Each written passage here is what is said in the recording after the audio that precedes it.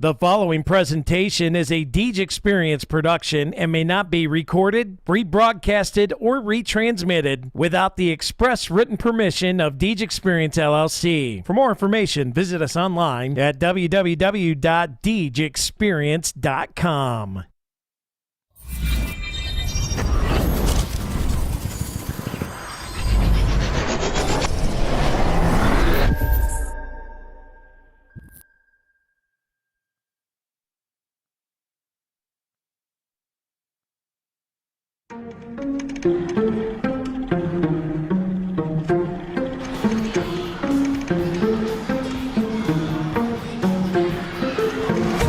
Yeah, it's been a minute, but I'm back at it. Only like to win, it's like a bad habit. If I took a loss, see how that lasted. You play me again, then I'm stat padding. Looking at the numbers, see who's hearing it. Watching all the hype will disappear again. Giving you the picture, see how clear it is. I'm high quality, like I am Deej Experience. I'm way up, seems like I've been at the pyramids. Give me an opponent, and I promise I ain't fearing it. I got so much I can lose, but yeah, what I've been treating this. Why you see a mirror, cause I'm closer than I appearing it. Grinding and grinding, and then I put another gear in it. Driving and driving, but you don't have no one to steer ship. Back on the topic, if you knew half of my logic, you wouldn't have no more problems, but now you know what interference is. Whoa, wait up, scores down, stay up. Tom Brady with the comeback, and know it ain't luck, so pay up my respect, don't reject that game nuts, better hang up, the white flag, you fight back to your nameless, so tell me what the time say, game time, why they think that they could ever outscore me, that project, here comes the shot, and that's it! For the entree, fast break, one man to beat, got it all day. Still with that wrist control. Doing this for all my life. Looking for the you don't want to waste my time. And this one hammered. If you want to Deep test left. my grind, better get up next in line. Competition left to dry. They can never get in my mind. It's gonna get by. Please slow it down. I'm a beast on the ground. I'll unleash for the crowd. Put me up. One man band. I'ma run it back. You give me the chance. I'ma run it back. Looking at a champ. I'ma run it back. Put the ball into my hands. I'ma run it back. I'ma run it back. I'ma run it back. You're looking at a champ. I'ma run it back. Put the ball into my hands. I'ma run it back. Come on for third. Check out the roof, no. If I do fail, I don't have none to lose, so I'ma go until I crash to a new low. Still leaving, then I'll bounce back like I do. See how I facilitate it, you get humiliated. I'm making something from nothing cause I'm too innovative. I'm making records so I feel better for when I break it. It's for my pleasure, but I would never let you go take it. I'm kinda like that, I don't just write raps. You put the ball up, then I'ma spike that. That means I put it down, watch me throw away your doubt. Kinda like a quarterback, I take your crap and throw it out. We can go back and forth like Serena, just know I'm the home team. I back out arenas and arenas. Never don't say where we from, so after I'm finished, it's all gonna be love. Still in my bag and they still wanna be us, but I don't think no one will actually become as great as my team is, cause I got a team of some Hall of Fame players, not to mention Jesus. Doing this for all my life. You don't wanna waste my time. If you wanna test my grind, better get up next in line. Competition left to dry. They can never get in my mind. Please slow it down. I'm a beast on the ground. I'll unleash for the crowd. Play me up. One man band. I'ma run it back. You give me the chance. I'ma run it back. You're looking at a champ. I'ma run it back. Put the ball into my hands. I'ma run it back. I'ma run it back. I'ma run it back. You're looking at a champ. I'ma run it back. Put the ball into my hands. I'ma run it back.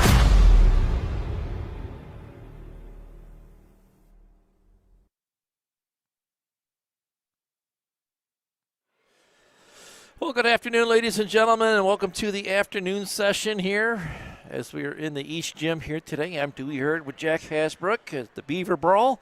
And, Jack, we're ready for round 5. Yeah, we are. Excuse me, the Beavers have kind of rolled through the first 4 rounds, going 4-0. And they will have Girard next on the docket. And interesting duel here with Girard is haven't gotten much information about what's been going on over in the West Gym. But over there, Jack, we have Girard, Titusville, Northeast Warren, and Johnsonburg. And I believe, if my speculations would be right, I would think that Northeast would come out on top over there. But funnier things have happened, and don't know exactly who's going to come out over there. But if the Beavers are able to get by Girard, they're going to get the first place winner over at the West Gym, as the Beavers will be the first place winners here in the East Gym. Yep. So we'll start at 133. Eventually. 133, as I see Girard just finally getting over here to the East Gym. And we're all settled in and ready to get things going here. It's glad to see everybody got the switch over to the afternoon link. And we are ready to get things going here at the Beaver Brawl. After this fifth round here of pool play, there will be a little short break just so that they can organize and figure out who's in what for the places of the duels coming up at the end of this fifth round.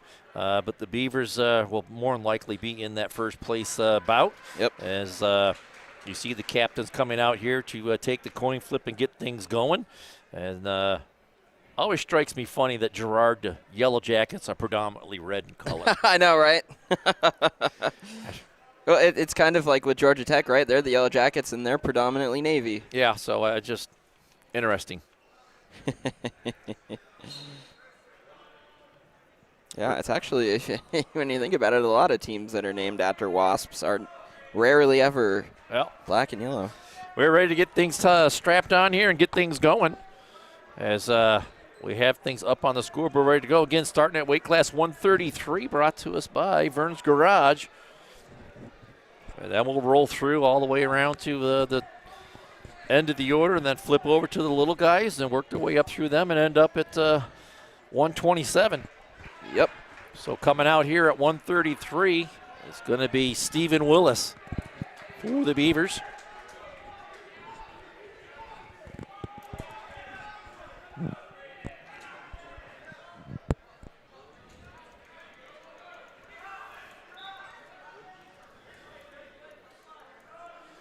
And at 133, I believe this is Seth Friend. As Willis gets in behind and gets an early three-point takedown right into a tight 2-on-1 and puts him right to his back. And it looks like he's going to have three near falls. Makes it 6-0 real quick here. Even before I can get the names into the category. Well, they go out of bounds, so you'll have a second to catch your breath. Seth Friend is who I'm going with. So got that all taken care of. And I got the wrong score up already. Get that corrected. Yeah, Willis has got him in a cradle. And he just lets him go. Well, he's going to get 4 near fall points to make it 10. And he'll give up the escape. And that'll make it 10-1. And they go out of bounds again.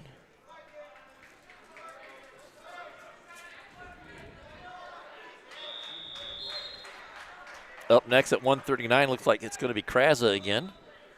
As Willis gets going again on top here. Coming up on a minute to go in that first period bout there. Willis with a major decision on the board and looking for more here. Is he trying to get that arm bar in and get a tilt in? And he's just going to cut him loose and throw him out of bounds. Give him the escape. Making it 10-2. And Willis with another takedown. Nope, still neutral. No control.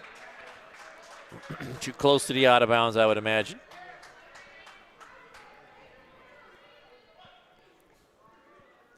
They have it as 13-2, but did I miss 3 near fall points somewhere along the line? I think so. I think it was early on.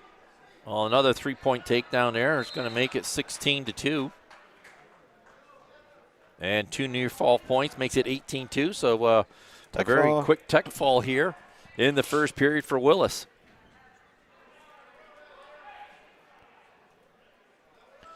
And that'll put the Beavers up 5-0.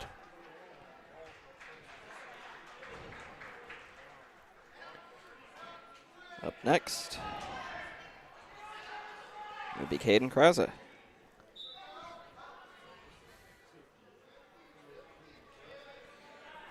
And an early takedown there for the Yellow Jacket. Official holding 2 near falls, so quick 5 to now 1 lead for the Yellow Jacket. And I believe that's Julian Wayne. And make it 8. 8-2, as he let him up. Praza now in on a single leg. And I'm all caught up, Jack. I thought I was. Praza single leg gets him down to the mat. They're still neutral, though, as, what'd you say his name was? Julian? Julian Wade. Yeah, Wade. Wade's got a leg of his own. Wayne. I'm sorry, Wayne. Wayne. Not Wade. Julian Wayne. Okay. Wayne. Wayne. Bruce Wayne. They're still neutral here, as both guys have got a leg. And we're at a stalemate. So we'll be back on our feet to restart here in the first period. 49 seconds to go as they get after it here. Again, Kraza in on a single leg. Wayne with a whizzer to try and stay out of it as Kraza tries to pick the leg up. He'll switch to a double. Nice job there to get the takedown. Yeah. Well done. Makes it 8-5. Yep. And they went out of bounds. Kraza going to get called for the stalling. Hanging out on the legs. Yeah. Got to work your way up.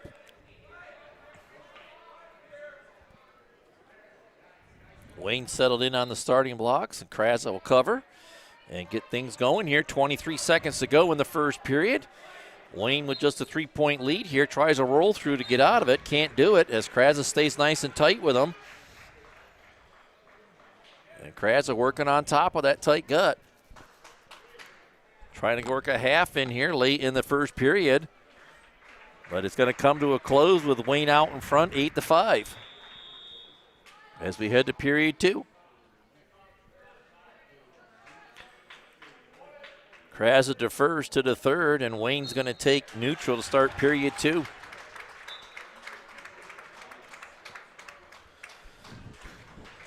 Wayne keeping it at arm's length. Kraza in on a single leg, getting caught on a chin whip. Spun around and put right to his back.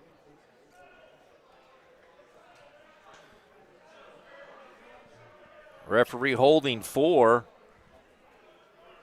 And it's a 15-5 advantage for Wayne as he has a leg worked in. And looking for a spladle here.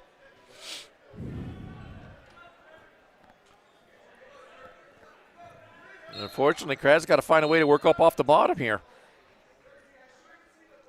Wayne keeping him down on the mat.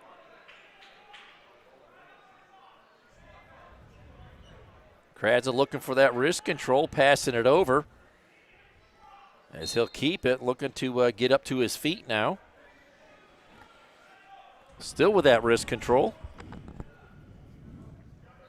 As again, Wayne looks for that spladle, but the leg pops out. Kraza in on a single leg here, trying to pull that in and get the relevant church reversal. A roll through. As Kraza tries a hip heist over and work up the back here. 40 seconds to go. Kraza needs to keep moving here. Get that other arm out. And he does. He'll get the relevant church reversal. Makes it 15-7. Trying to lock up the near side cradle.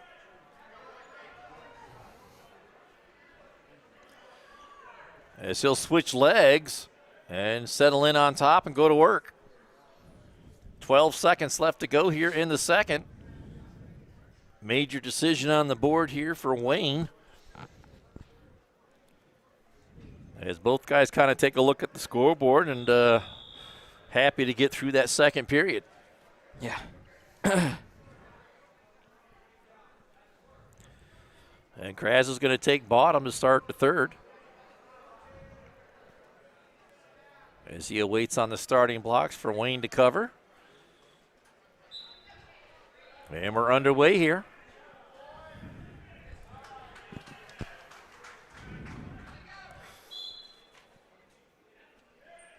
in the Corry Community Foundation 139 weight class here. Wayne's got the arm bar in, trying to get time to turn Kraza over. Has wrist control to go with that arm bar. And Kraza so far has been able to avoid going over, but sometimes the inevitable is the inevitable. Yeah. And Kraza does a good job of rolling through. He's going to come out around. Oh, no, he's going to give three. He's going to give up 3 near fall points before he gets the relevant church reversal. So it should be 18-9. And Kraza on top working here, trying to find a way to get Wayne rolled over onto his back. High scoring match here, Dewey. Yeah, under a minute to go here in the third. Kraza's got to be careful not to be caught riding parallel. You got to continue to work on top here.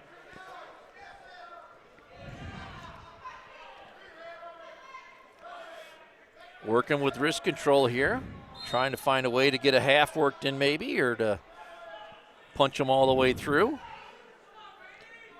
Funky roll through. Kraza stays with him. Under 30 seconds to go in the match.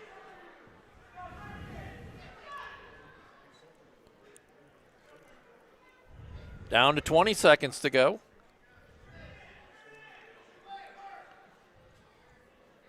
And it looks like Kraza is going to drop the major decision here. If no other score happens here, it's going to be an 18-9 loss for Kraza, and it'll get Gerard on the board.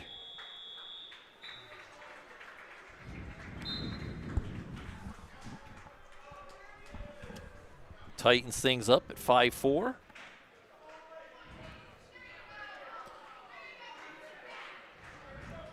Takes us up to 145. Marcus Meredith comes out.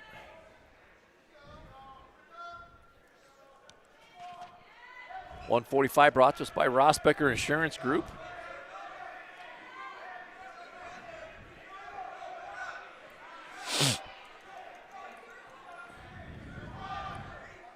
And he's got Sebastian Buchanan. Really, they're in on a single leg, Meredith is. Takes him down.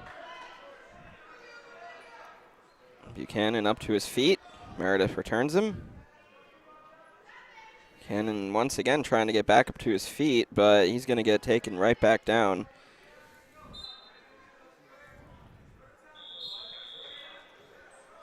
Marcus has a half in. Meredith just with that 3-point takedown. No escape, as he's been able to maintain control here so far in this first period. Working with that 2-on-1, and he'll roll him over to his back this time. Not enough for any near falls, as Buchanan able to roll through and not give anything up. Meredith gets that armbar in deep here. 55 seconds to go in the first, and now he's able to hold him in an exposed position. Yep. And the official is holding 4. We'll see what Meredith tries to do here as the 2-on-1 comes out, still with the armbar in, as he'll try to dance around that head. But Buchanan gets up to his referee's position, and the official's going to award the 4 near fall points as Buchanan gets up to his feet, and Meredith trips him right back down onto the mat, still with that armbar in.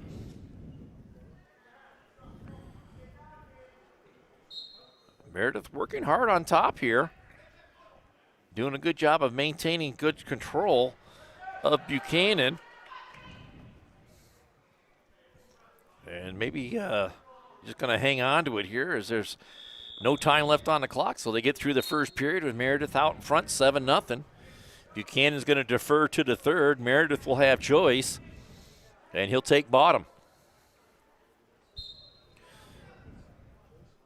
And no, we're not going backwards on the scoreboard, Jack. I was stuck on the third period from the previous match. So I got it into the right period here as period number 2. Trip there by Buchanan gets Meredith back down onto the mat, but Meredith able to find a leg and finally gets his hip freed up, and he's back to a neutral position. He'll get 1 more point for the escape. 8-0. Meredith looking for more as they go out of bounds and nearly getting another takedown there, but he'll head to the starter's block in the neutral position. Waiting for Buchanan to get there. And we're back underway here in the second period.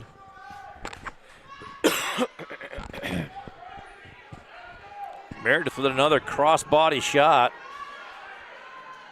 That was almost a textbook shot. Gets the three-point takedown as he solidifies the major decision on the board. They work close to the out of bounds. I like to see Meredith turn them back into the middle. Stay in bounds here, and does just that. And he breaks them down onto the mat. Working with a tight gut now, a minute to go here in the second. Buchanan attempting to roll through, but Meredith relentless with the hold on him. Keeping him nice and tight, gets the arm bar in one more time. See if he's able to get him flipped one more time here. He'll elevate the leg with that arm bar worked in. 35 seconds to go here in the second. Meredith just relentless with that tilt.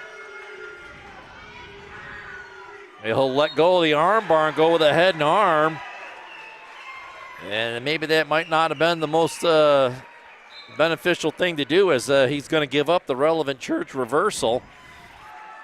Makes it 11-2.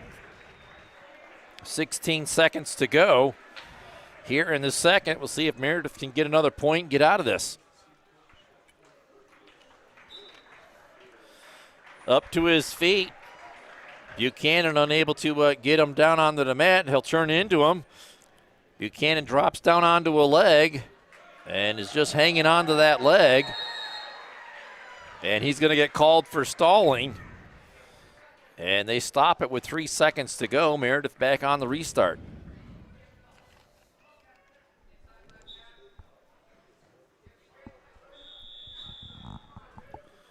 And we get through the second period with Meredith out in front 11-2. And they've chosen to go neutral to start the third period.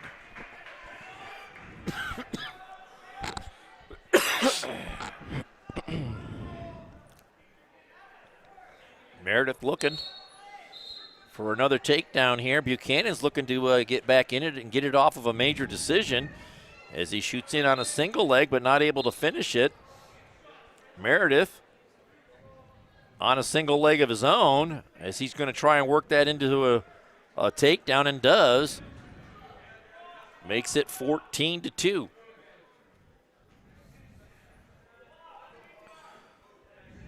As that leg turked, a set of near fall points would be a tech fall here.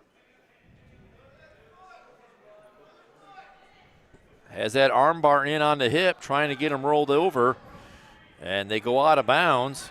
We'll have to see on the restart here if they gave him a reversal or not. I don't think he did. No, it doesn't look like Marcus is going down. No. Official has his red hand down, green hand on top, so Buchanan on the bottom on the start. A minute 16 to go here in the third. Meredith working with that tight gut. Gets Buchanan back down on the seated position. And gets that arm bar worked in. And they get back up to the neutral position as Buchanan gets a stand-up and gets the escape. It's 14-3. Another three-point takedown would be a tech fall. Buchanan a little slow getting back to the starting block. And Meredith in on a double leg. And he'll get that three-point takedown. And that will do it. Oh, that's only 14 points. Yeah, no, he needs one more. Needs one more point. If he would let him up and take him down again, that would do it. Yeah, well, he is down to 33 seconds to go here. Just needs one more, 2 swipes on the near falls. Meredith gets the arm bar in along with a half as he'll try to chin him back here. Buchanan fighting it off. And potentially dangerous call as the official will stop it with 16 seconds to go. Buchanan in the down position. Meredith the cover on top, 16 seconds.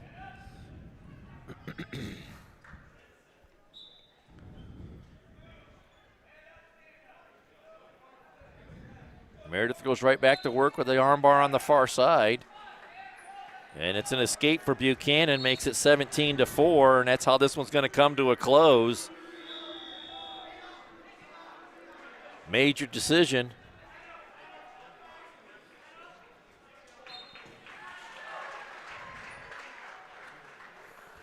As the Beavers stretch out their lead. 9-4. As we head into the next bout at 152. Out comes Carson Braswell for the Beavers.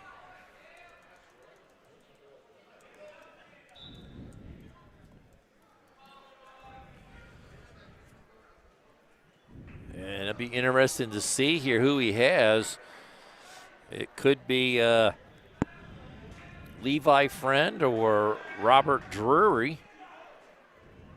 I have no idea which yellow jacket he's got, but Carson is all over him here with a takedown already. And you know what, Jack? We're just going to go with Drury. Yeah. Why not? Well, I have no idea what these. They don't make any announcement as to who's who or what. So Braswell out in front, 3-0. Got that head way back, or yeah, pinned way down.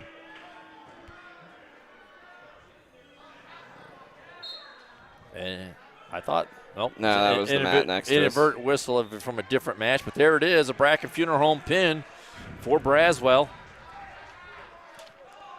In the Corey Redevelopment Authority 152 weight class. Meredith was in the Rossbecker Insurance weight class. And that was a pin in the first, correct? Yeah. Sure was. And with that, we're already on to 160.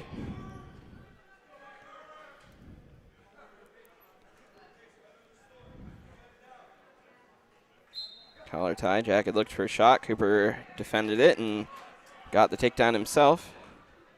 So Cooper's out ahead, 3-0. There's a tilt. No, I don't think got any swipes for that, though.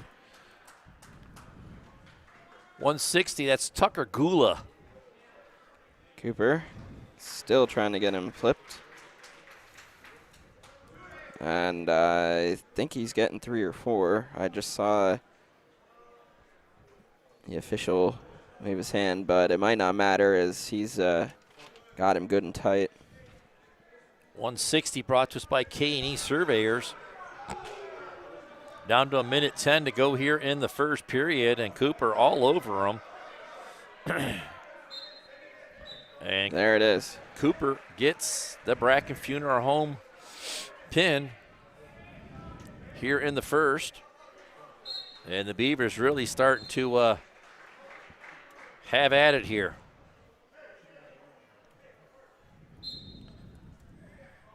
Makes it 21-4 as we move up to 172. Brought to us by the Lecom Corey Memorial Hospital.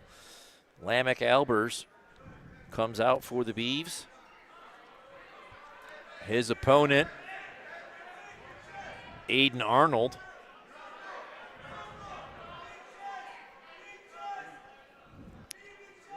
Takedown there for Albers.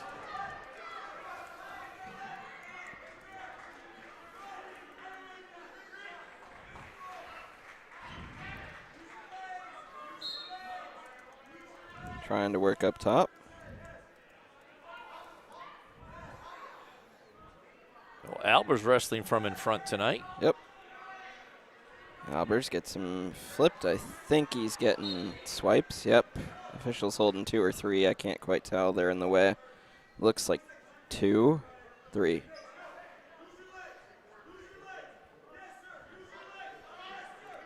But I think it grew to 4. Nope. No, it's 2. Okay. Mitchell's still holding 2 or 3. I can't tell that third digit if it's out there or not. I think it's 2. Well, Albert's holding them here long enough that he might have gotten 4 that time. Yeah. Yep. 4 near fall points. Makes it 7-0. And Mr. Aiden Arnold wearing the Darth Vader mask.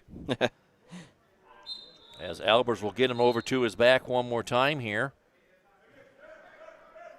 And 3 more near fall points as they're going to have a Corey Manor injury timeout for Arnold. Makes it 10-0 as they will take a look at Arnold on the mat there, Jack. And Albers has been all over him in this first period, racking up 1 takedown, and the rest is in near fall points.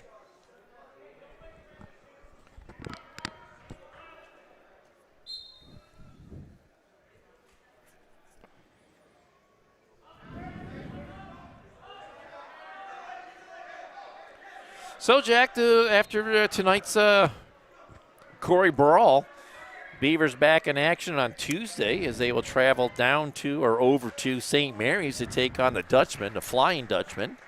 That ought to be a good duel. Yep. It's a 2-hour ride over one way. Sure is. And there's junior high and varsity, so. It's going to be a long night of wrestling. Yeah. And it looks like it's going to be an injury default here for Arnold. And that means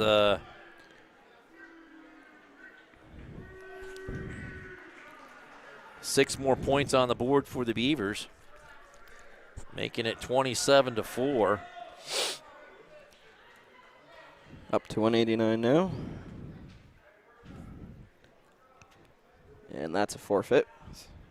Landon.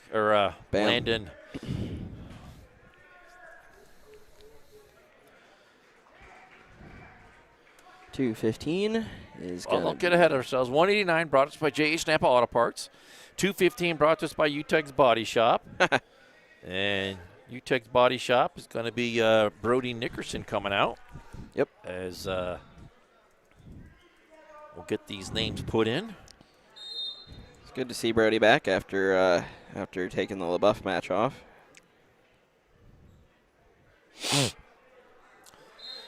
At 2:15 is Tyler Pollock. Brody just got taken down right to his back.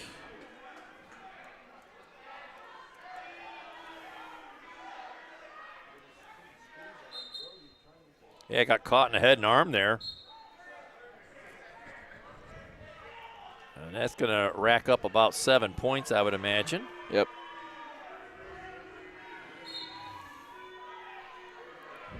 And Brody gets up and reverses him. So should be 7-2, if I'm correct, and that is what the scoreboard says.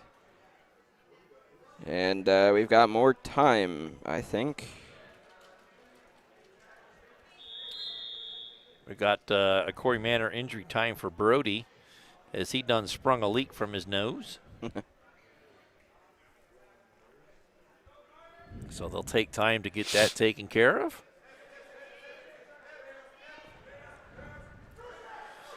As I was saying, Jack, you got the dual meet over in St. Mary's, and then we come right home on Wednesday, and we will have our last home night duel of the year against Titusville. That'll wrap up the region play. And then it's on to the team duels for the boys.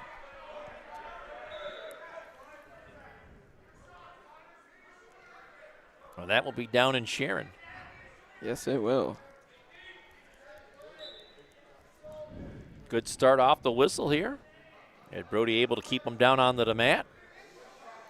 Good and flat. Need to have him work underneath the arms. Trying to bundle the arms out in front. And he'll look for the far side cradle to go with it. But a good job there of Pollock to stay out of trouble. I tell you what, Brody's learning a lot this year. Yep. Just a freshman. He's got some good size, but he's going to have to learn to wrestle big. Yeah. Yeah, for sure. But certainly off to a good start for a freshman. Yes, real good start for a freshman. Down to 25 seconds to go here in the first period. Brody trailing 7-3, but looking to change that here as he has an arm bar and a half worked in. Can't get the half to stick because you got to tee off and run that half. Has that arm bar in. Down to 5 seconds to go here in the first. And Pollock just not able to get away from him after Brody reversed him. He's going to defer to the third period, and Pollock has choice here going into the second. And it looks like Pollock chose neutral as we're underway here. Brody pushing down on the head there with an underhook in, trying to get that front headlock and nearly tripped him there, but Pollock backpedals out of the wrestling ring, regathers himself, and comes back in. And there, he tried to front trip Brody, and Brody had none of it and rolled him back over and down to the mat, and he kind of bounced his forehead off the front of that mat pretty good. Yep. Yeah, they took a tumble down there. And he's going to give up the three-point takedown off of that move. 7 to 5 now. 7 to 5. Brody coming back here. And Brody again goes to work on top here. Has him flattened out. Trying to get those halves worked in. Just can't seem to get him to get sunk in very deep. Trying to bump the arms forward. Pollock back up to his base momentarily before Brody broke him right back down onto the mat. Trying to bump that arm forward into a crossface series. Can't get that to get sunk in. Brody stays with it, though. We're down to 55 seconds to go here in the second. Working on keeping that head down to come underneath the arm to get a half worked in.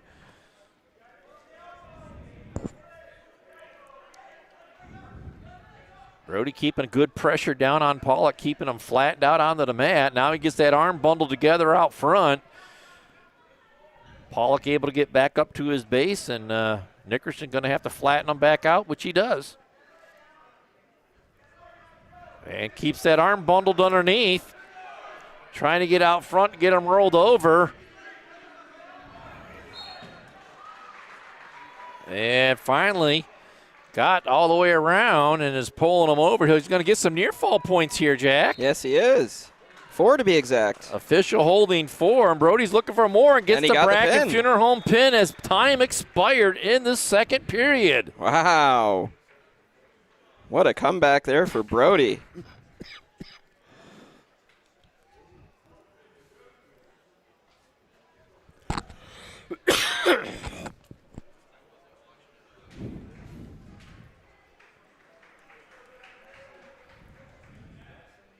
After trailing 7-0, Brody comes all the way back to take the lead and makes it 39-4. As we're up to 285, brought to us by Kearney and Ruth. And at 285, I don't know who they have out here. Gerard's got 3 guys that could be out here. How about we put Owen in first, and then I'll try and figure it out. Yeah.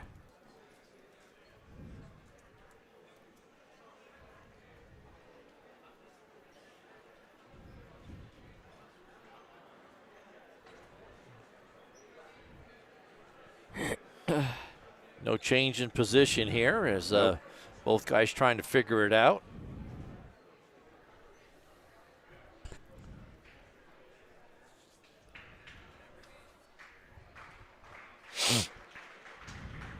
We'll see if I can get it figured out here by doing this. Let's see. We'll go with Jackson Legacy. Sure.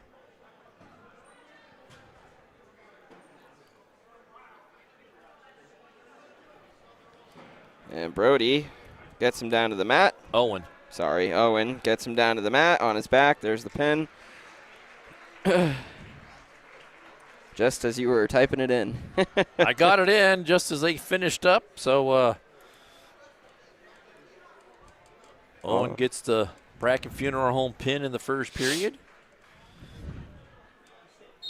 On to the next.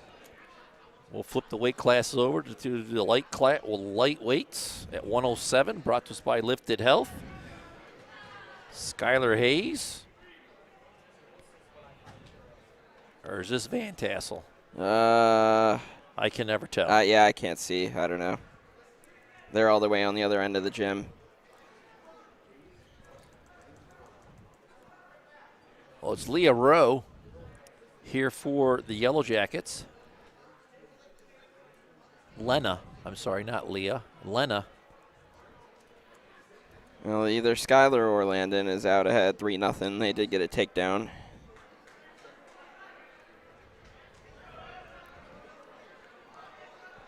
I'm going with Van Tassel. Sure.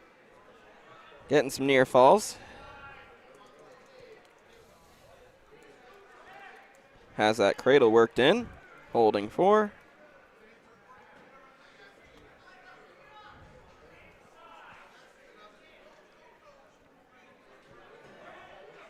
Still nothing going.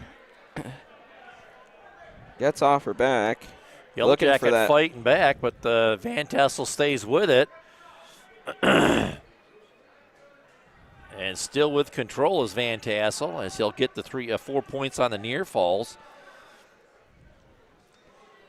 But Rose out front on a front headlock, but Van Tassel maintains control as they go out of bounds.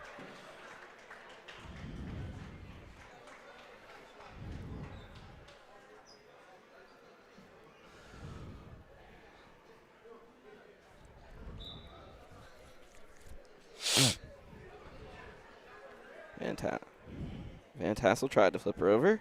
No good. There it is. Got a swipe, but that's it. Rowe doing a good job of hooking a leg and keeping herself from being all the way over.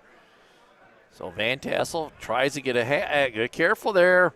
He almost put a double Nelson in, full Nelson in.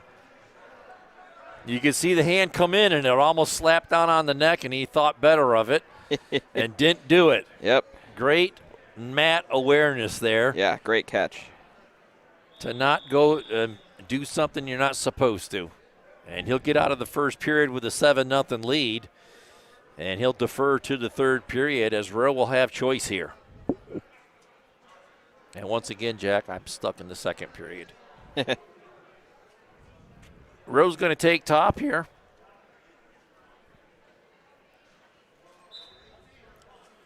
Right off the whistle, Van Tassel sit and spins as he's looking for the relevant church reversal as he'll scoop the head here. He'll get the church reversal, makes it 9-0, and had her stacked up there momentarily. No near falls being called. As he goes back to work again, trying to get her exposed. And official looks like he's holding 4 near fall points, bundling the arms together, and he'll get the Bracken Funeral Home pin.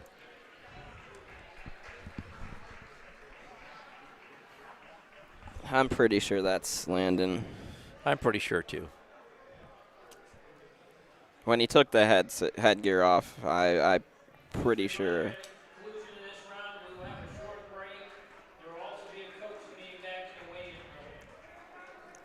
So we move up to 114, sponsored by Harvest Community Church, and this will be Skylar Hayes.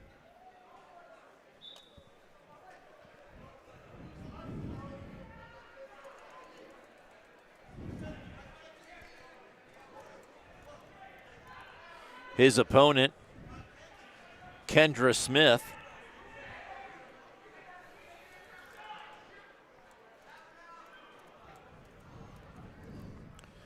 And neither one able to get anything so far. Nope, a lot of hand fighting. Flying all over the mat they are. Smith trying to knock down the head and get on top of the front headlock. It's always funny going from the whiplash of the 285s to the super speedy 107s and 114s. Well, she sticks with that front headlock. And Skyler is going to scoot in behind after that headlock came off. He'll get the 3-point takedown.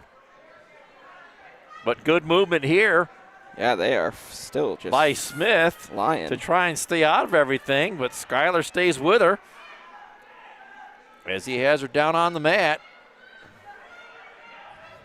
And she reverses him, I think. Yeah, reverses and puts him right to his back. Getting near falls. Has those arms bundled together, and she'll get the pin.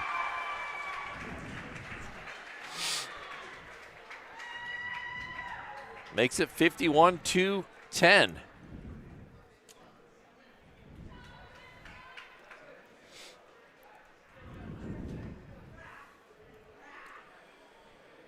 And we are up to the 121 weight class, brought to us by Crossroads Fellowship.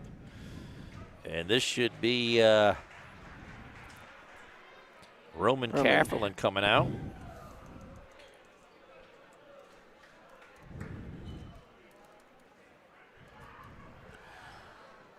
And I believe this is Brianna Frawley.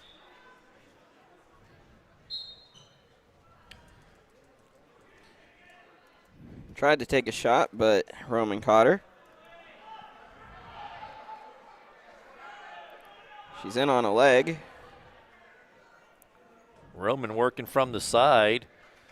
He'll get the single leg. Looking for the near side cradle. Puts it right to her back. He'll get the 3-point takedown and 4 near fall points. Makes it a 7-point move. Releases his grip and goes right back to work on top.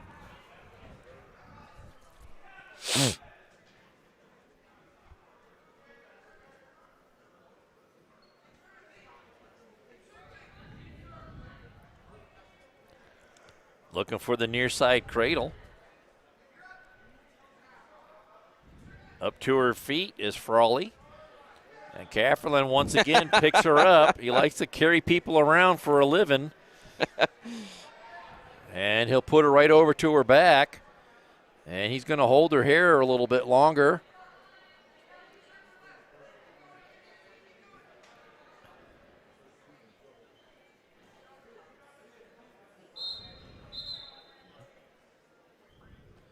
Four near fall points being awarded to Roman. Makes it 11. Works with that 2-on-1 underneath. A quick roll through by Frawley. Doesn't result in any points. They still got 22 seconds to go here in the first. As Roman gets on a single leg here. Puts her back down onto the mat and puts a half in. Trying to get that near side cradle to go, but nothing working here. And she's going to get out of the first period here, Jack. Yep. Trailing 11-0. But on to the second we go. She has choice. She's going to take neutral. Good job there, young lady. Right off the whistle, Roman in on a double leg. And again, picks him up, puts him down onto the mat. He'll look for the half and has it. The 3-point takedown, and there's a Bracken Funeral Home pin early in the second for Kafferlin.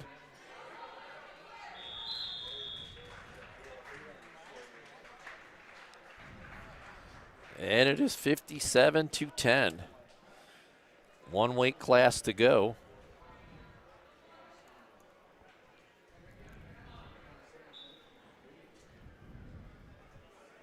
.127, brought to us by Sawyer Builders.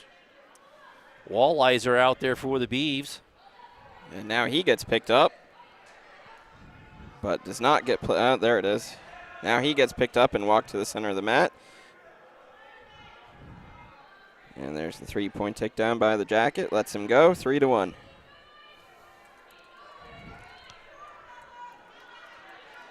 Walliser took a shot, got caught. Now the Jacket is behind him.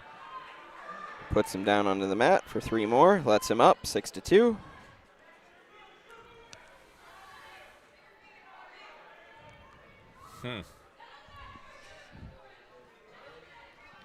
Walliser now in on a single leg. going to say this is Sean. Well, it can't be Sean. Still nothing doing. And now Wallizer gets the takedown. That should make it 6-5 if I'm right. Yep, 6-5.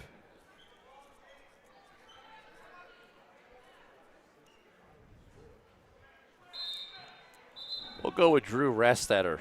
Perfect. I don't know if it's right or not, but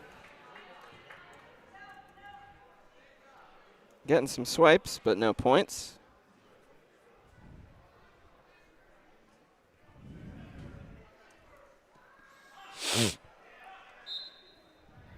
well, 6-5 in favor of Gerard, I would imagine. Yep. And I'm all caught up. Oh, Wallizer's just looking to get his guy. Trying to get that far side cradle locked up, can't get it. Yeah. He'll go back to work underneath the arms as the period comes to a close. He trails 6-5 after one.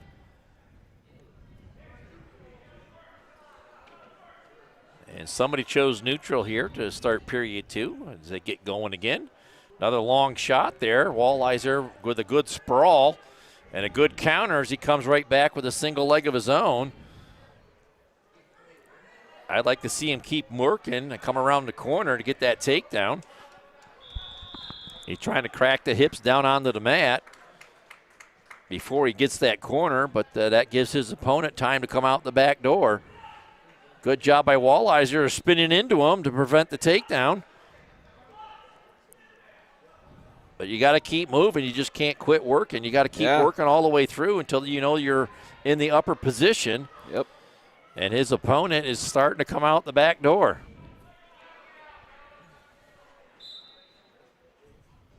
And stalemate, I believe.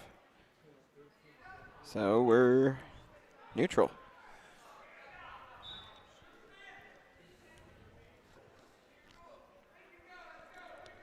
Nobody getting the takedown here in the second period. There's a long shot again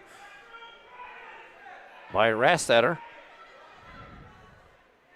Wallizer continuing to spin on top, but he's got to find a way to get that corner as he stays on a leg. He's got to find a way to get his leg worked out. Maybe by tucking the opponent's head down onto the mat would do that for you. Maybe. 35 seconds to go here in the second. Still no a takedown awarded to either wrestler. Wallizer continuing to spin around the corner. You got to keep going, kid. Yeah. Keep working. Keep moving. Keep working. Keep working. Turk the leg. Get in behind and go to work on top now. Yeah, come on. That leg will come out of it. And there it is. He gets a 3-point takedown and take the first lead of the match. 8-6. And the rest of the gym has kind of gone quiet here as the Beavers are finishing up their fifth round here. As the period comes to a close, we'll head to the period number 3 here. This being the final match of this duel.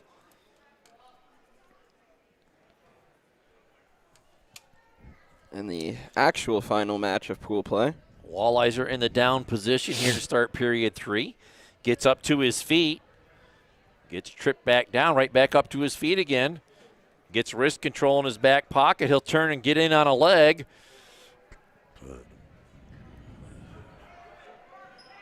Not quite called yet. And there it is, the relevant church reversal. Makes it 10-6.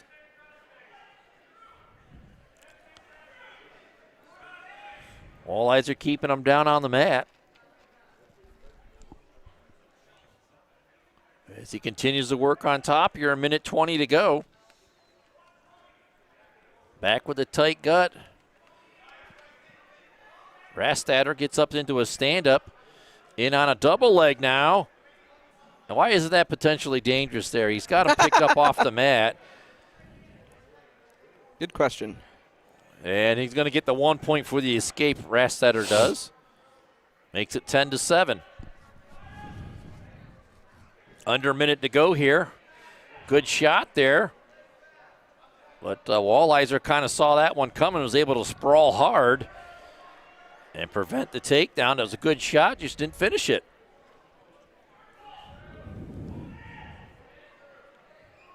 And Walliser got to keep moving. Takes a quick peek at the clock. We're down to 32 seconds to go. Keep spinning, kid. Yep. Keep working. Don't stop until you know you've got the point. Yep. Continuing to work there. Rastad just hanging out on the leg. And we're going to get it stoppage on a stalemate.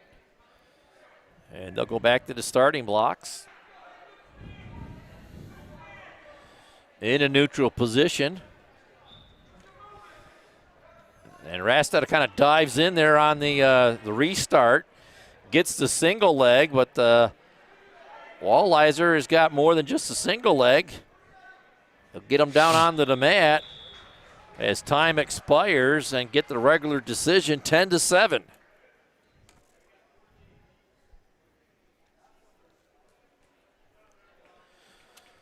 And that will give Beavers 3 more points for the team score.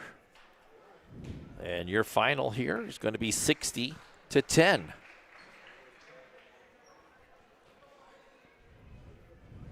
I missing something?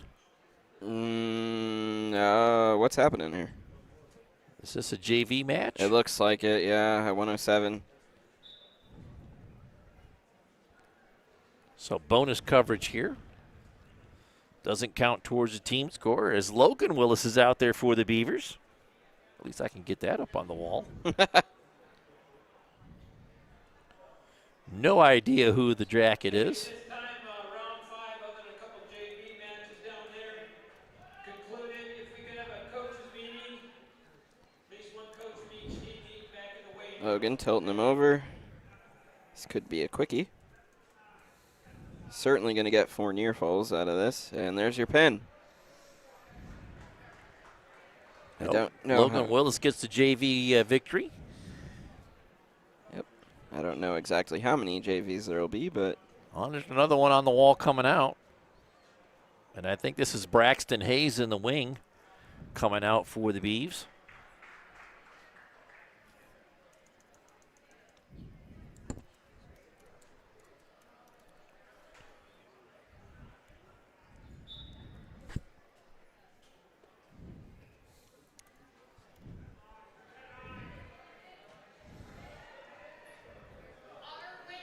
Braxton gives up the takedown on a head and arm move.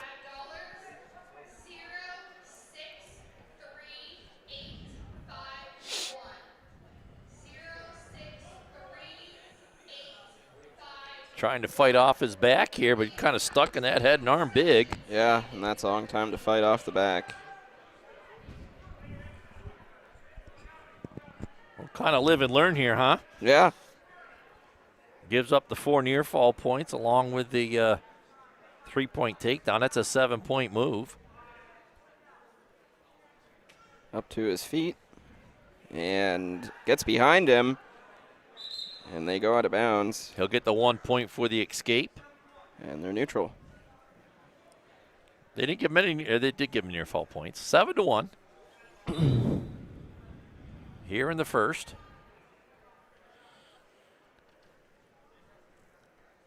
Moving right along here.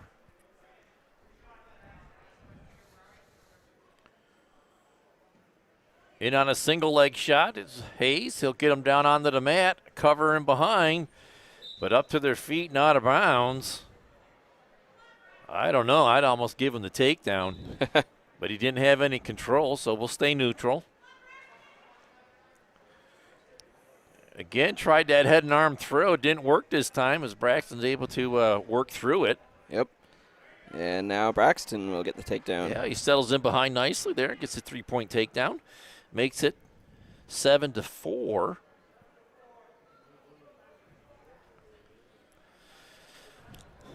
As they'll look to go to work on top here. Come underneath the arm. Get a half worked in. Get wrist control. It's simple. His opponent turns into him, though, will reverse him. That's what happens when you don't keep a good hold on your opponent. Yep. Gets reversed and gives up 2 near falls. Or was it 3? Looks like it was 3. Makes it 12-4 after 1 complete. And Braxton's going to go down to start period 2.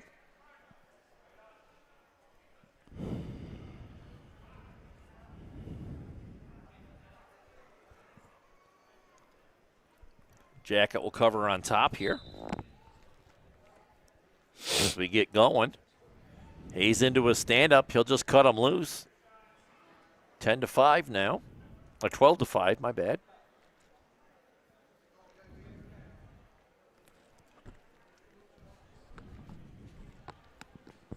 Junior guys were in action today down at Union City, Jack. I don't know if you knew that or not. I think I did, actually. There's a tournament, yeah? Yeah, junior high tournament. Another takedown there by Braxton. Tightens it up, 12-8. I think there's a JV junior high tournament here coming up, too. Is that next weekend? I think so. I think you are correct on that. Hayes trying to get him rolled over, but they get whistled for being out of bounds. A little too close to that wall.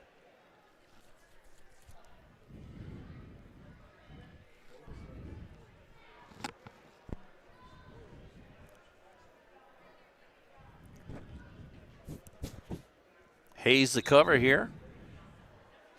Right off the whistle, the Jacket goes through a roll through, gets out, gets squared up to him, but Hayes stays with him and doesn't give anything up in control as he tries to run a crossface series now.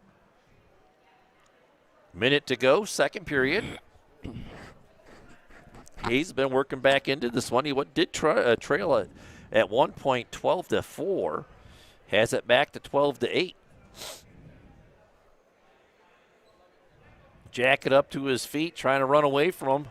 Good back pressure on the hips. Hayes stays with him in the stand-up. Got to find a way to get him back down onto the mat. Jacket able to get squared up out front. And he'll get the 1 point for the escape, makes it 13-8. And he'll get the 3-point takedown.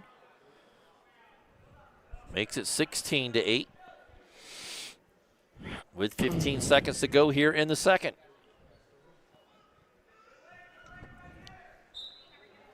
And they go out of bounds with 8 seconds to go.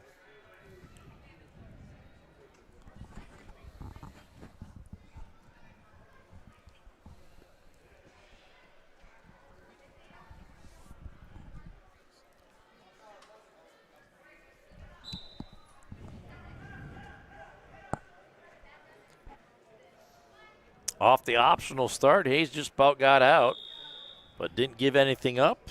And we'll head to period number 3.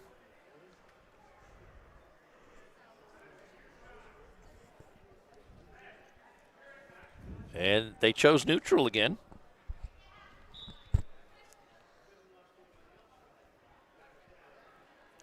Major decision on the board for the Jacket as it's a 8-point differential. Hayes in on a single leg here. Switching to a double. He'll get the takedown and go to work on top.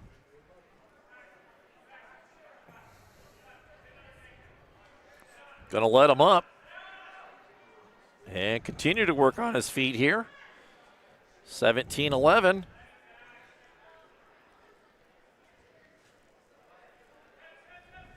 Oh, again got caught in that head and arm. Yep.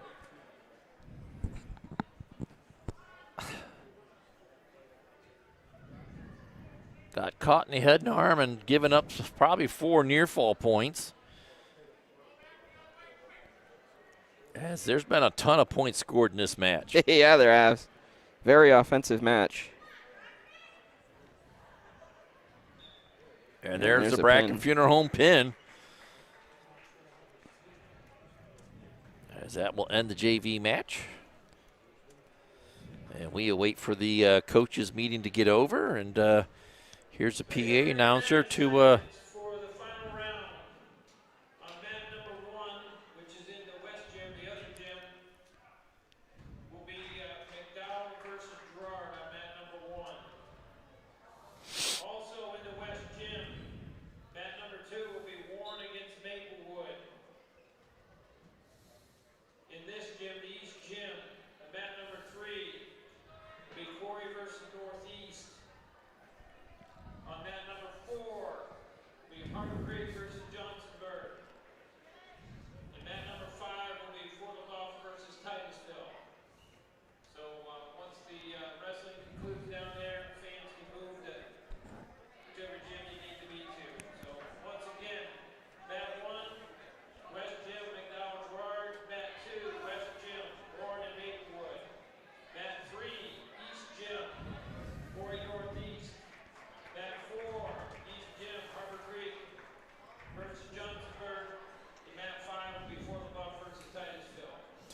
Well, there you have it, Jack. We're going to take a quick break here. Well, there was another JV match going on throughout that, and the Beaver did get the pin. I did not catch who it was. I did not either, and there's still one more here. Oh, my gosh. A lot of JV action. I did not realize Gerard had such a big team. So they got one more JV match going on here. Immediate takedown. We're going to go and clear the scoreboard so I can get it set for the final match of the night. Yeah, this one might be quick anyway. As the Yellow Jacket is already fighting off their back.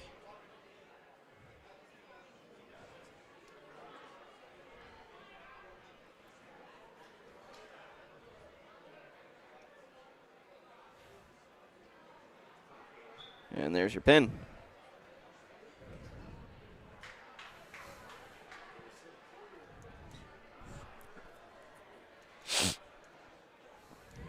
And I think that's it.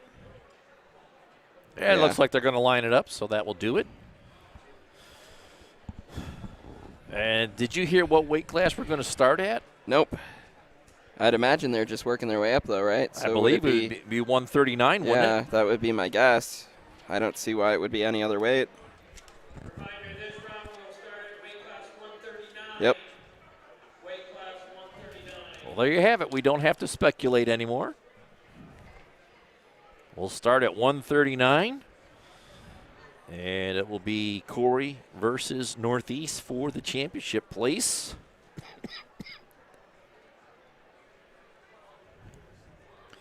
And my speculations came true here.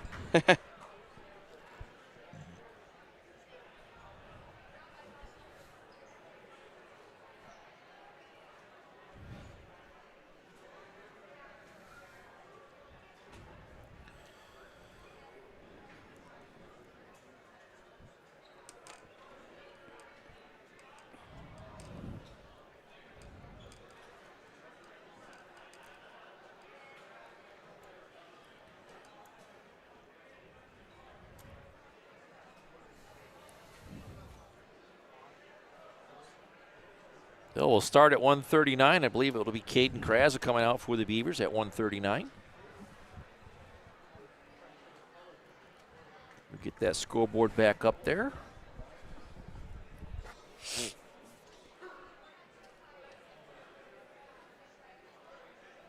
I'll get it reset to where it should be. Get these other scores off the screen and get ready to go.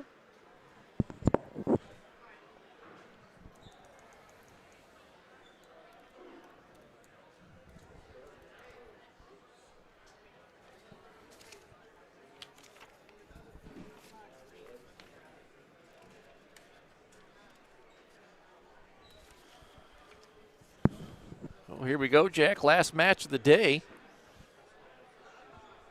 133. It should be Bryson Galloway for the Pickers.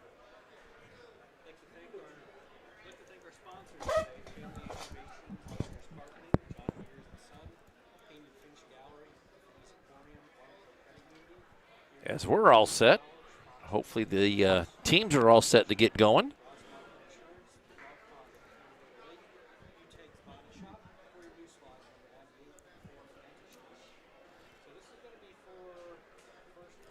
And Northeast has got some holes in their lineup, Jack, so there'll be a few forfeits here and there for them. How many holes are they looking at? I don't see a 107. I don't see a 114. I don't see a 121. So that's 3. Yeah, wow. I don't see a 189.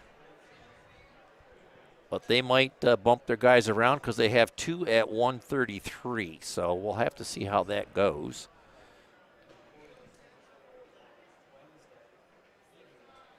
But that would be a stretch if they wanted to bump everybody around. But you never know. I'm not going to speculate for them. I'm just guessing that they're going to send Galloway out for the start at 139. I'm sorry, 139. They're going to send out Sejan Lyons. I'm sorry. Different guy altogether. So I thought we were starting at 133, but my bad. Sejan Lions.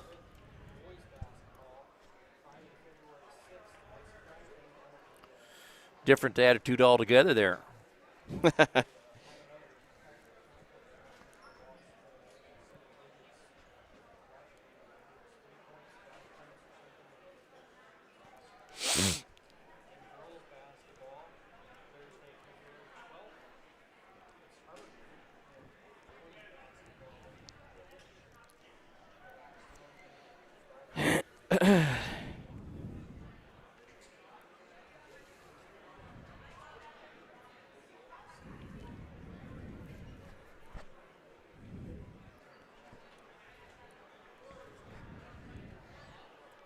Beavers will be on the near side this time, Jack. Every other match they've been on the far side, but they're on the near side here. As we get into our championship bout.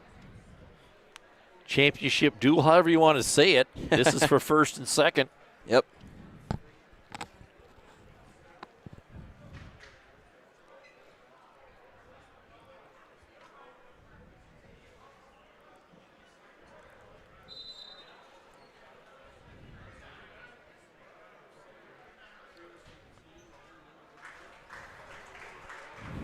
Here comes Lions.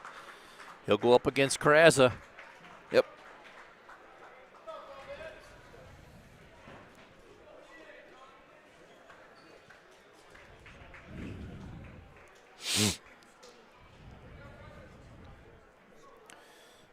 Once again, 139 brought to us by Corry Community Foundation. Thank you to all of our sponsors for sticking with us all day long. The specialty awards at the end of the night. Healthy Smiles of Corry, the New Kitchen Village, the University of Pitt Titusville, and Kraza opens up with an early three-point takedown and maintains the control on the leg of Lions. And the Beavers are the green team again.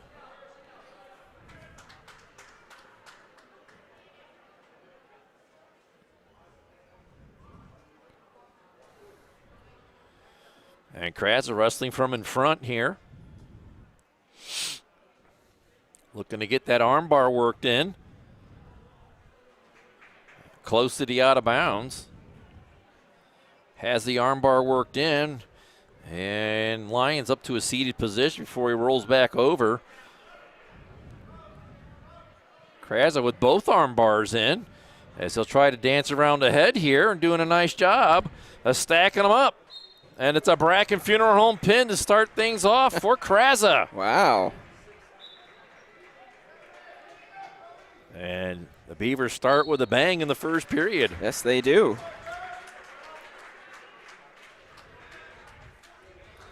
And it's a 6-0 lead. Yep. And with potentially 4 forfeits on the docket for the Pickers, the Beavers could put this one out of reach early. Yeah. Marcus Meredith comes up here at 145. Brought to us by Ross Becker Insurance Group. His opponent is Kyler C. And this is a good one. This ought to be a fun one for you folks to watch.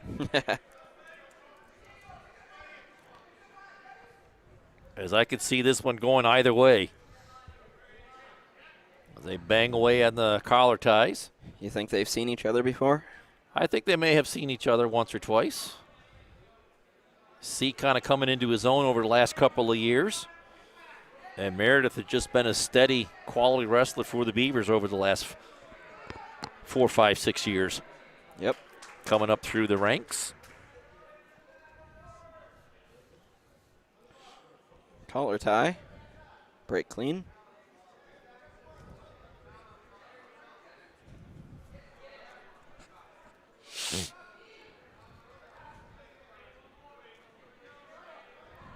Marcus with a couple of fake shots there.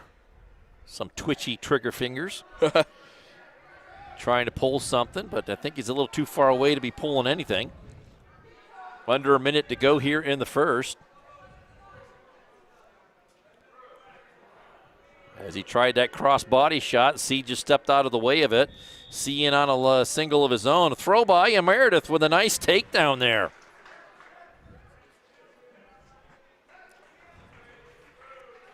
.30 to go here in the first. And that was nicely set up by the misdirection shot. Yes, it was.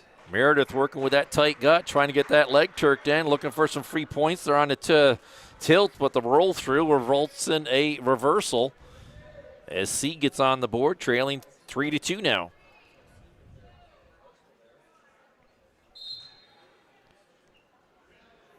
Short time left in this first period. And Meredith is going to come out on top after one period, 3-2. C has choice. He'll defer to the third. As Meredith will have choice now, and he'll take bottom to start period 2.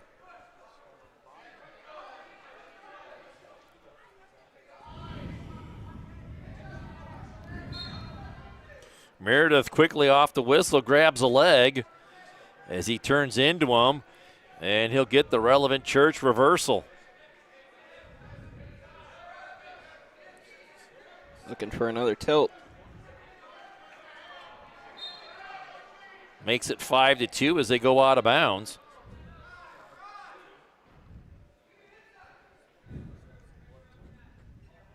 And 2 near falls. He did get the swipes. Okay. I didn't see the swipe for the tilt, but The officials came together and talked it. all right. Now we have Corey Manor injury timeout as somebody had done sprung a leak somewhere. And it looks like it's on Meredith. Yeah, I saw him walk over to the Beavers bench. And I'm surprised we don't have Mike, the trainer, here working here today. Meredith going to get a nose plug put in. That just makes me squeamish to see that get put in. Yeah, I'm surprised. I wonder if maybe he got sent out to Union City Union for City, the junior high guys. Yeah.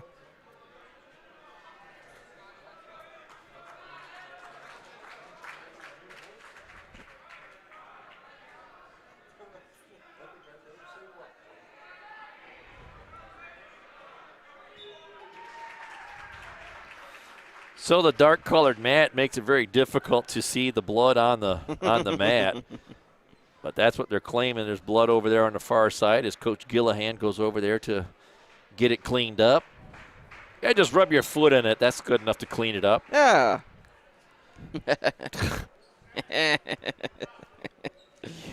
Use the wipes.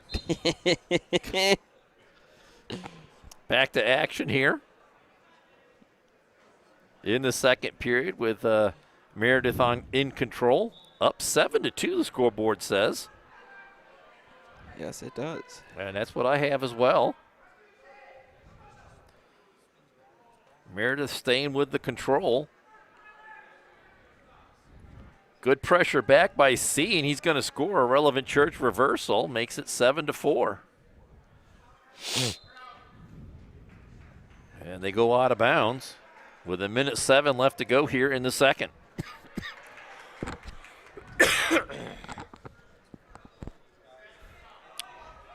Meredith settles in on the starting blocks. C to cover. Right off the whistle, Meredith up into a stand-up. C drops down onto a leg, and they go out of bounds. So they'll try it all over again, but good explosion off the whistle by Meredith, nearly getting out.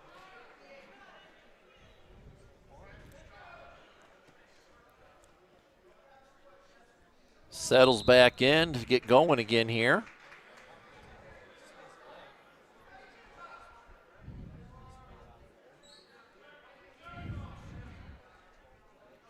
Somehow Meredith got C out in front of him as he has control of a leg. See if Meredith can score that into an escape, but they go out of bounds still with C with control. And Meredith will have to go down on the bottom once more with 38 seconds to go here in the second.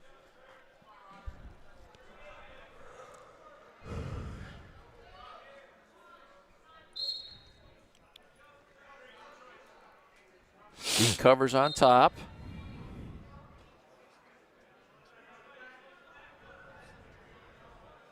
C gets a leg worked in now. Gets Meredith flattened down onto the mat. Meredith trying to get that leg freed up. C working on top, trying to get him rolled over.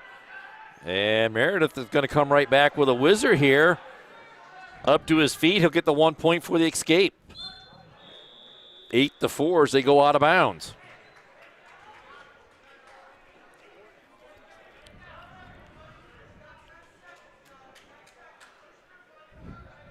There's not too many wrestlers that I'd actually pick to want to wrestle on our team here, Jack. Meredith is one of the guys I would not want to wrestle. He is just like a dog on a bone. He's relentless. He's good on his feet, intelligent. Yeah. And he gets through the second period. Here we'll head to period 3. And C has choice. He's going to choose bottom to start period 3. And C out in front 8-4 here. I'm sorry, Meredith out in front 8-4. Oh, he's looking to get that arm bar worked in on the near side. Can't get it. He'll go right back with that tight gut. C with good pressure back. Seen him get a reversal with that good back pressure as Meredith gets that tight gut and the arm bar worked in. C in a seated position trying to get that tight gut off of him, and a good spin around there by Meredith to stay in good position and with some control. C reaching back with an arm on a leg, and Meredith trying to get him exposed to the mat. And C is going to score a relevant church reversal on a reverse cradle, putting Meredith down onto the mat, and he's going to get some near fall points. And it looks like it's 4 near fall points, so C's going to take the lead 10-8. Meredith got to get back up to his feet here. Under a minute to go in the match, and Meredith trailing now by 2.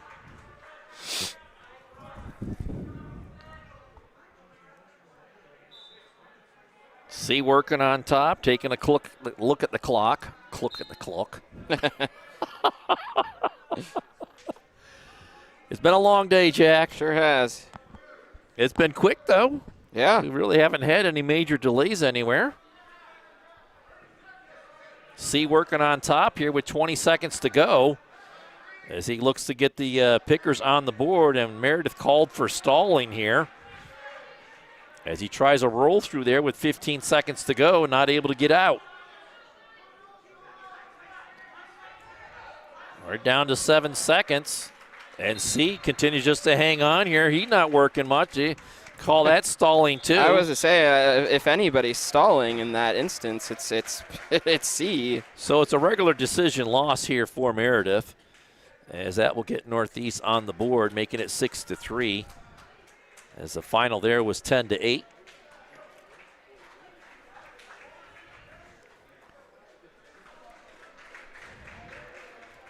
And we move up a weight class to 152. It should be Carson Braswell coming out for the Beavers.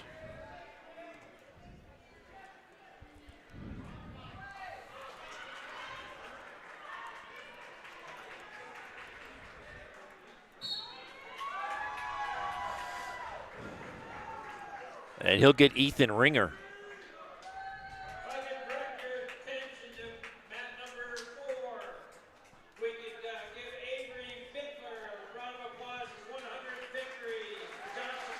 .152 brought to us by Corry Redevelopment Authority, and we just had a 100 win for Avery Bittler from Johnstown. So congratulations on that milestone, and great to see everybody take a moment to congratulate him.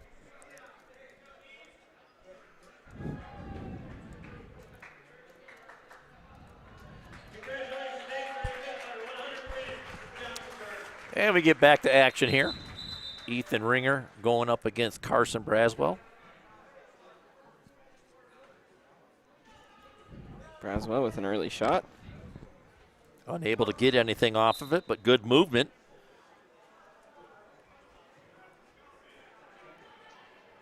Ringer gets behind. Gets the 3-point takedown, so Braswell's going to have to work up from the bottom. He does, and there's a reversal. Relevant Church reversal. And they go out.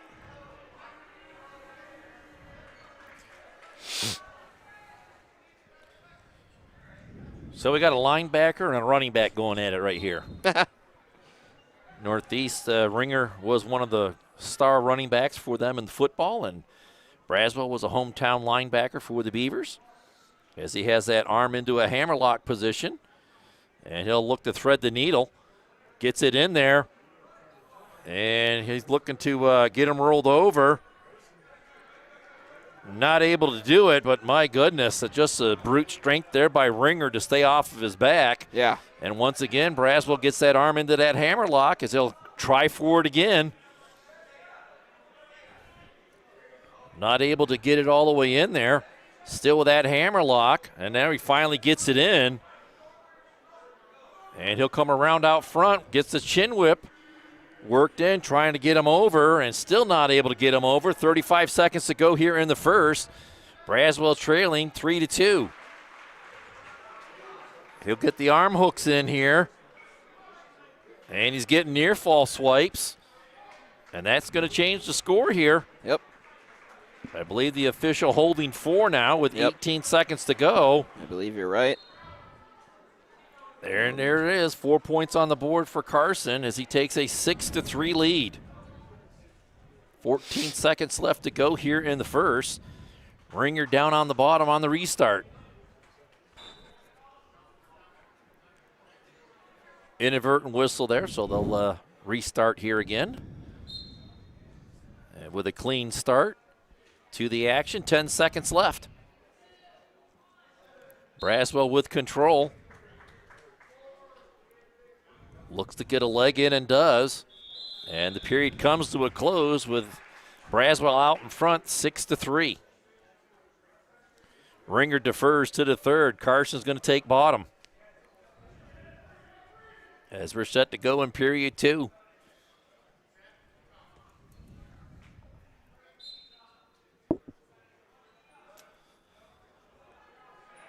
Right into a stand-up. Ringer puts him back down onto the mat. Carson's able to spin back into him, looking for that sit and switch.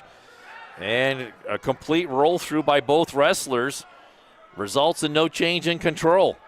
Carson back up to his base. He'll get wrist control and pass it over, and he'll get out and score a relevant Church reversal. I haven't seen the official call it. There it is. 2 more points for Carson, and it's an 8-3 lead now. Minute 20 to go here in the second. As Carson's looking for more near fall points. Ringer's been very stout in the bottom position, not giving much up.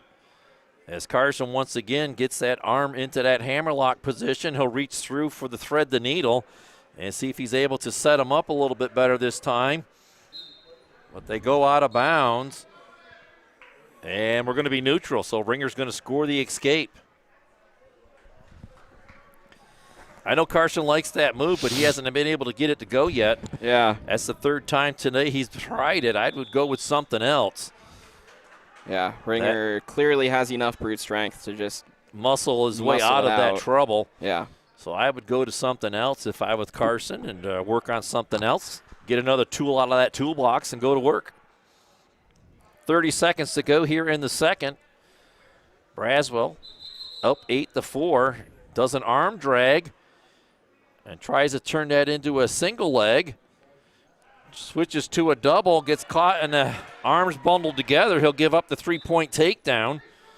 And all of a sudden, it's a 1-point match. 8-7. As Braswell's got to get up off the bottom now with 5 seconds to go here in the second. A roll through, and he gets a relevant Church reversal as the period expires. A great move there. Wow. Short time, Ringer gives up a reversal. As we head to period 3, Ringer has choice. He's going to choose bottom. as he trails by 3 here, 10-7. Carson keeping him down on the mat. Goes to work on top here. We'll see if Ringer goes into a shutdown mode here and try to regenerate some energy here. We'll see if Braswell can use that and potentially get some back points. Yeah. Carson with a leg turked. Trying to get that shoulder pushed through and get the back exposed, and we have a whistle. Injury time, maybe? Blood time? I didn't see I either guess. one ask for anything. They must have gotten blown for being out of bounds. Yeah. A minute 23 to go as Carson will cover on top here. Ringer right into a stand-up. Carson trying to trip him. Looking for a potential spladle here. He needs to come down on the ankle more. But he's able to keep that arm in the hammerlock position with a leg turked in there. Ringer able to get that arm back out in front of him. We're down to 54 seconds to go here. Carson still with control on top. Ringer in a seated position here. But Carson stays with him. Now he's going to try to get that spladle, but Ringer able to keep the legs together, not to give it up. Now he gets him into a guillotine. And Ringer able to roll all the way through and get the relevant church reversal. And we're right back to a 1-point match as Ringer has control now. 13 seconds to go. Carson in trouble here, able to roll through. Down to 7 seconds. Ringer trying, but runs out of time, and Braswell gets the win via the regular decision, 10-9. Hard-fought battle there. Yeah.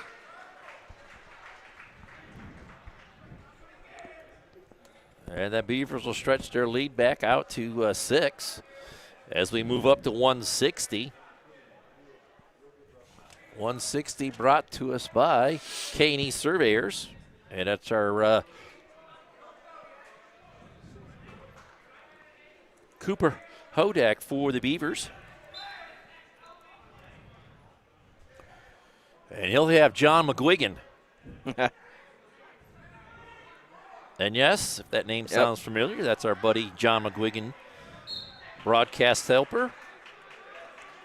And it looks like McGuigan's going to get the first set of points here. Right, Cooper staying with it. I was going to say, I don't think so. Not giving it up. Laces through the legs, so a good fight here.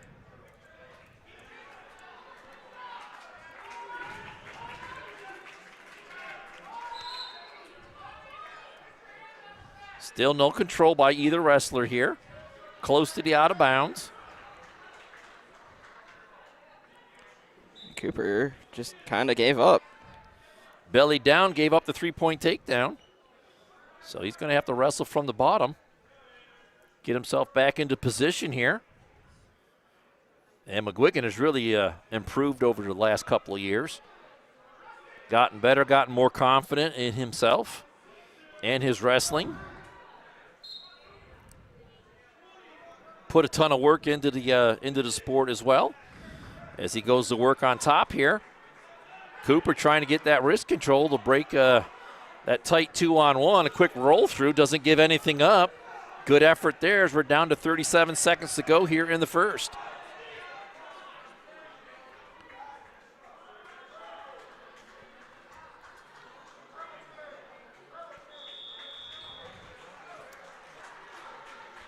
McGuigan with an arm bar and wrist control as he'll try to walk around the head here. And Cooper trying to keep from going over, but to no avail. Continues to try to muscle through it, but McGuigan has him very compromised here. And there it is, a Bracken Funeral Home pin in the first.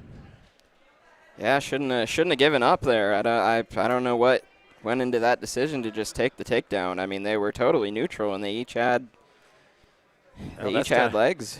That's going to tie us up at 9 apiece as we move up to 172. And that will be Lamech Albers coming out for the Beavs at the Lecom Corey Memorial Hospital weight class, 172.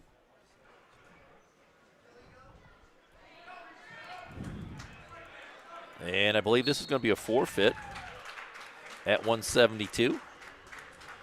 So just like that, the Beavers back out in front. Regained the lead 15-9.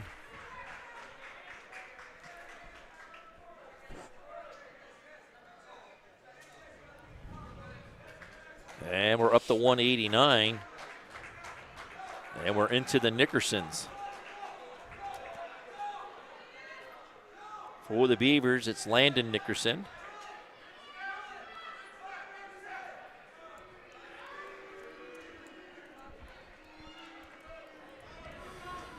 And at 189, it's going to be Pascal Laporte. Laporte was supposed to be at the 172, but they thought they couldn't get by Albers, so they're going to try to get by Bam. It's really a pick your poison there. Well, they think they have a better effort at the 189 weight class, which is brought to us by J.H. Napa Auto Parts. And I got Nickerson in there twice. What am I doing?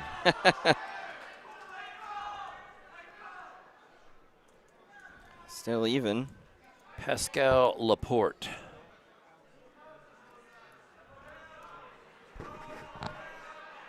Both guys really sizing each other up.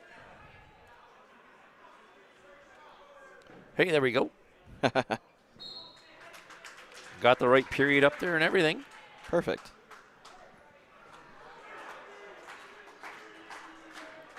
Yeah. 15-9 is the score right now in favor of the Beavers. Brody briefly had a shot. Landon. Sorry. They're all blurring together. It's too late in the day. Bam. Yeah, Bam. Bam's out there. Bam nearly had a shot.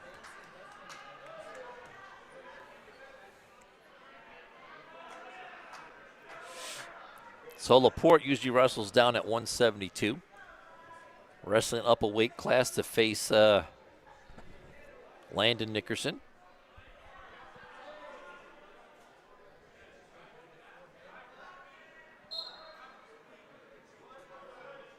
Didn't want to face Albers, so he gets Nickerson instead. Neither guy really doing much offensively. And we got through the first period, so we'll head to period number 2.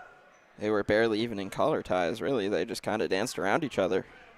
And Laporte defers to the third, and Nickerson's going to choose down to start period 2.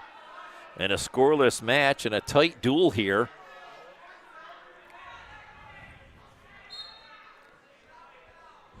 Bam looking to get up off the bottom. Up to one leg. Laporte gets him back down onto the mat. He's right back up again. Hip heisting over.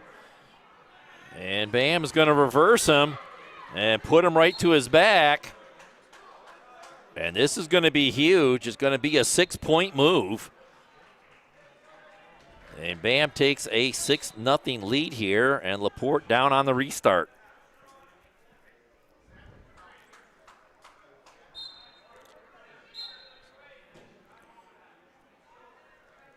Bam goes to work with flattening him out, getting a hammerlock into a position, into an arm bar is what he's looking for. And he gets it in deep. He'll look for wrist control out front now. Trying to get him flipped over for some near falls. Has that wrist control. And the proverbial walk around the head is coming. Yep. And with 1:02 to go here in the second, that's there a long time to fight off your back. Yep. And Bam sinking it in deeper and deeper, and yep. he gets the Bracken Funeral Home pin here in the second.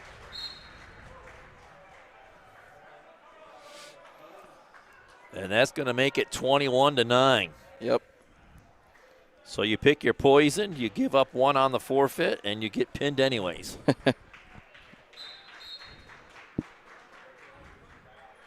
We move up to 2:15.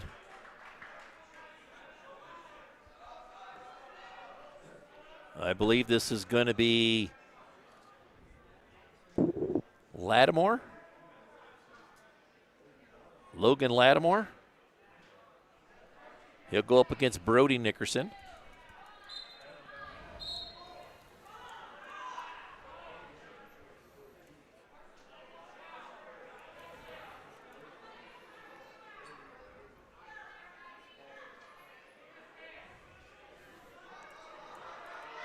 And go they out are of bounds.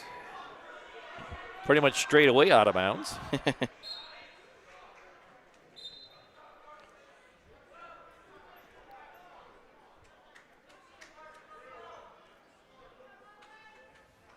Good job here by Lattimore. Keep moving. He'll get in behind and get the three-point takedown. Just a matter of outlasting your opponent there. Yep. Ton more experience, I would say. Lattimore, upperclassman. Nickerson, a freshman.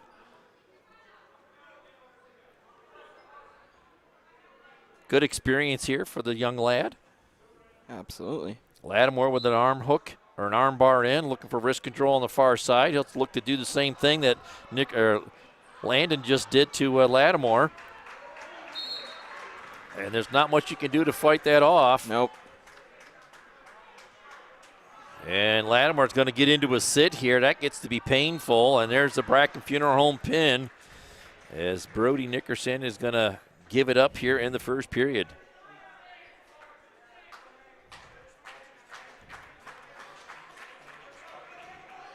Oh, Picker's keeping it close here, Jack. Yeah, they are.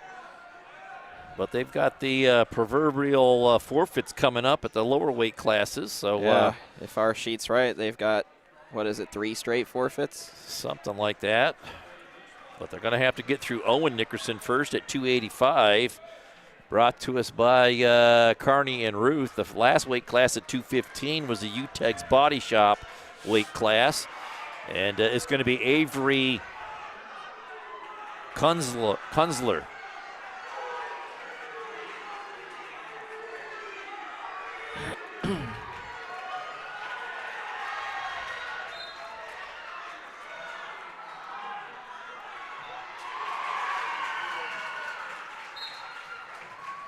Well, we're underway in the first period here. And guess what? Nickerson's using those underhooks to his advantage. And he'll get the takedown right at the out of bounds, and he'll wrestle from in front once more. Out of bounds they go. And all day we'd seen those underhooks just lead right to pins, so good job there by Avery to even avoid that. Nickerson working on top here. Gets him flattened back out onto the mat.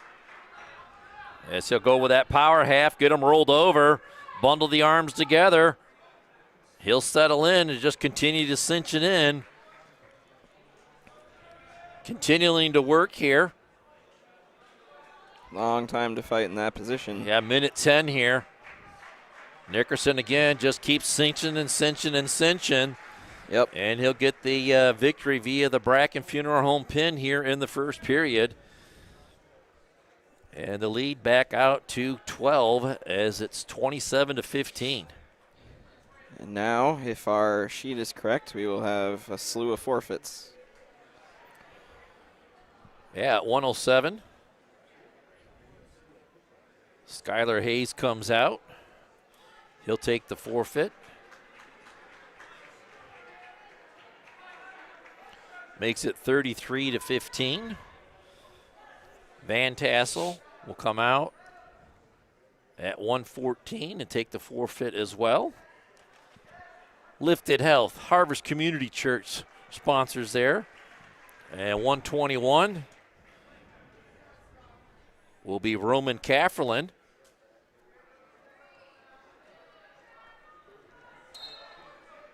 to come out at the Crossroads Fellowship weight class, and I believe that will be another forfeit.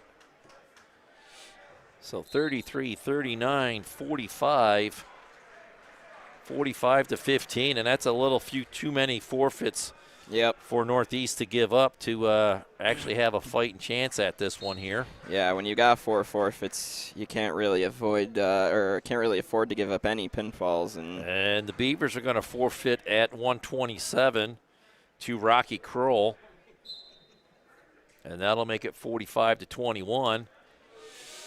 127 brought to us by Sawyer Builders, which leaves the Verns Garage weight class left at 133. And it's going to be Braxton Hayes coming out here.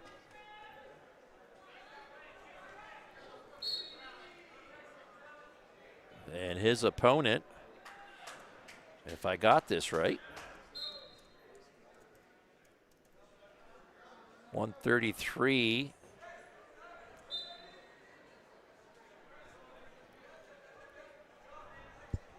I wonder if that was Kevin Lamb that came out in the first weight class. And this is Bryson Galloway here at 133 to finish it up here for, I believe this is Galloway here. I might have had the wrong wrestler in that first match, Jack.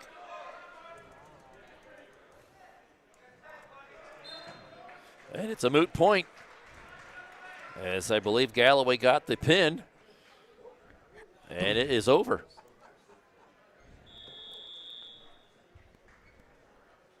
And your final here today is going to be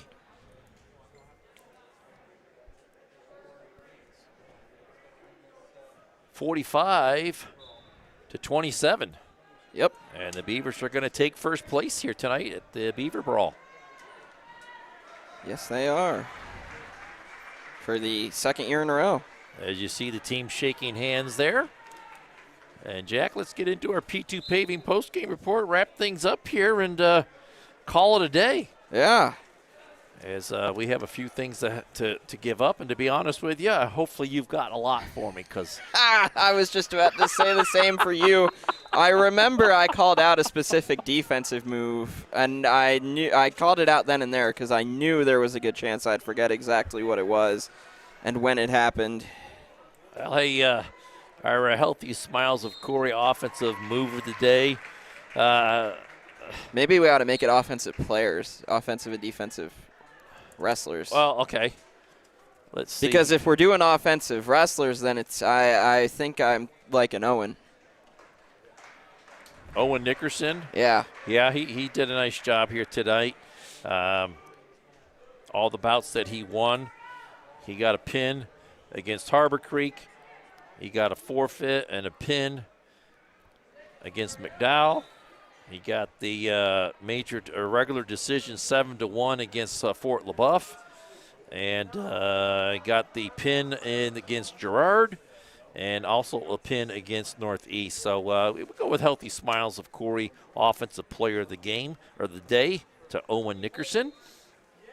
Our defensive move or defensive player of the day goes to Lamech Albers on that funky roll through that you called out on. Yeah, okay, you remembered it. I remembered it. Yes. I knew it was Lamech. I couldn't remember who it was against. I don't remember who it was against, but instead of giving up the three-point takedown, he worked it into a defend the takedown and got the takedown of his own as he completely somersault through the wickets and came out the back door and got the takedown and got the victory in that bout as well. So he's the New Kitchen Village defensive player of the day. The Pitt Titusville game changer, I kind of like Kraza. Yeah, absolutely. He was in a lot of tight spots, and I don't think he was victorious the entire day. He lost the regular decision 13-15 in the first bout.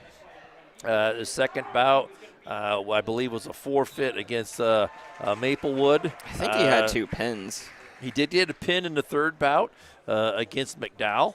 And then he lost a major decision to Fort LaBeouf. Came back and another major decision to Girard, and then come back and got the pin in the match against Northeast. So I kind of like Kraza as the game changer. Oh yeah, he stepped in and played his role perfectly. taking over in the starting role here today, so we'll give that to him. The Karate Chevrolet Wrestler of the Day. I kind of like Marcus Meredith. Yeah, I agree. He was consistent. He got the major decision in the first match. He got the forfeit in the second. He got the pin in the third.